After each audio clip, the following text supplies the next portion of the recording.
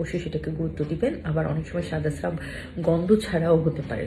So আমার সাদা স্রাবে কোনো গন্ধ নাই, তার মানে আমার সাদা স্রাব খারাপ কিছু না, এ ধরনের ভাবার কোনো ব্যাপার নাই। সো যখন দেখবেন যে আপনার এই পরিমাণ সাদা স্রাব যাচ্ছে যে আপনার কাপড় চোপড় ভিজে যাচ্ছে, আপনি অবশ্যই সচেতন হবেন। আরেকটা যেটা, যে সাদা স্রাবের সাথে অনেকেরই চুলকানি থাকতে পারে, কারো কারো চুলকানির সাথে র্যাশও থাকে।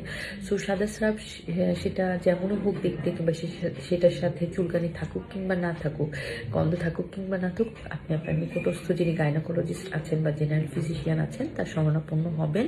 ওনার পরামর্শ অনুযায়ী জরায়ু মুখটা পরীক্ষা করাবেন, প্রয়োজনীয় চিকিৎসা নেবেন এবং সুস্থ হয়ে যাবেন ইনশাআল্লাহ। বাট এখন আসি, আমাদের অনেকের একটু অভ্যেস যে আমরা ফার্মেসি থেকে বলে তখন যেটা করি যে সাদা স্রাবের জন্য বা মাসিকের রাস্তা বা যৌনিপথ চুলকানোর জন্য বিভিন্ন ধরনের মলম বা ক্রিম ইউজ করে থাকি। ডাক্তারের পরামর্শ ছাড়া কোনো ধরনের স্টেরয়েড বা অ্যান্টিফাঙ্গাল ক্রিম সঠিক নির্দেশ মতো সঠিক নির্দেশনা না পেয়ে ব্যবহার করাটা আসলে উচিত না। সো বলবো অবশ্যই ডাক্তার দেখিয়ে সঠিক কী সমস্যা আপনার, কী ধরনের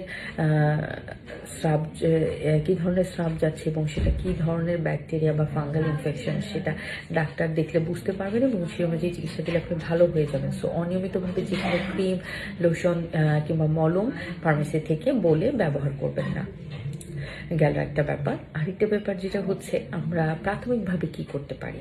সো হুট করে যখন আমার এরকম স্রাব যাচ্ছে বা দুর্গন্ধ হচ্ছে, বাসায় আমরা কি করতে পারি। বাসায় যেটা করতে পারি, প্রথমে খেয়াল করবো যে পানিটা ঠিক মতো খাচ্ছি কিনা। একটা সুস্থ মানুষের প্রতিদিন 2 থেকে 2.5 লিটার কিংবা 3 লিটার পানি খাওয়া উচিত। সো আমরা চেষ্টা করবো আমাদের প্রপার হাইড্রেশনটা মেনটেন হচ্ছে কিনা, আমি প্রতিদিন 2.5 থেকে 3 লিটার পানি খাচ্ছি কিনা, এই জিনিসটা খেয়াল করবো। আরেকটা যেটা খেয়াল করবো যে আমার সেলফ হাইজিনটা মেনটেন করছি কিনা। সাধারণত আমাদের মেয়েদের উচিত সারাদিনে 2 থেকে 3 বার একটু কুসুম গরম পানি দিয়ে, না পারলে অন্তত দিনে একবার মাসিক রাস্তাটা ধুয়ে ফেলা এবং সেটা শুকনা কাপড় বা টিস্যু দিয়ে মুছে ফেলা, এক কথায় ক্লিন অ্যান্ড ড্রাই থাকা। সো যখন আমার সাদা স্রাব যাচ্ছে না, তখন আমি চেষ্টা করবো দিনে 1-2 বার একটু ওয়ার্ম ওয়াটার দিয়ে আমার মাসিকের রাস্তাটা, প্রস্রাবের রাস্তাটা ধুয়ে ফেলতে। বাট যখন সাদা স্রাব যাচ্ছে, তখন চেষ্টা করবো 3 থেকে 4 বার আমার মাসিকের রাস্তাটা কুসুম গরম পানি দিয়ে ধুয়ে ফেলতে। কুসুম গরম পানিটা কিন্তু একটা অ্যান্টিসেপ্টিকের মতো কাজ করবে। আরেকটা যেটা হচ্ছে যে আমরা মাসিকের রাস্তায় কোনো ধরনের ডেটল, স্যাভলন কিংবা সাবান ইউজ করবো না, এটা উচিত নয়। আরেকটা যেটা করবো যে আমরা একটু লেবু পানি খাওয়ার অভ্যাস করবো। আমরা লেবু পানিতে জানি প্রচুর পরিমাণে ভিটামিন সি আছে। ভিটামিন সিটা যেটা হয় যে আমাদের রোগ প্রতিরোধ ক্ষমতা বাড়াতে সাহায্য করে। সো আমরা যখন ভিটামিন সিটা বেশি পরিমাণে খাবো, আমাদের রোগ প্রতিরোধ ক্ষমতাটা ভালো থাকবে, তখন আমরা যে কোনো ইনফেকশন সহজে প্রিভেন্ট করতে পারবো বা কোনো ইনফেকশনে ভুগে থাকলে সেটা থেকে খুব সহজে সুস্থ হয়ে যেতে পারবো। তাহলে এই গেল কিছু ব্যাপার যেটা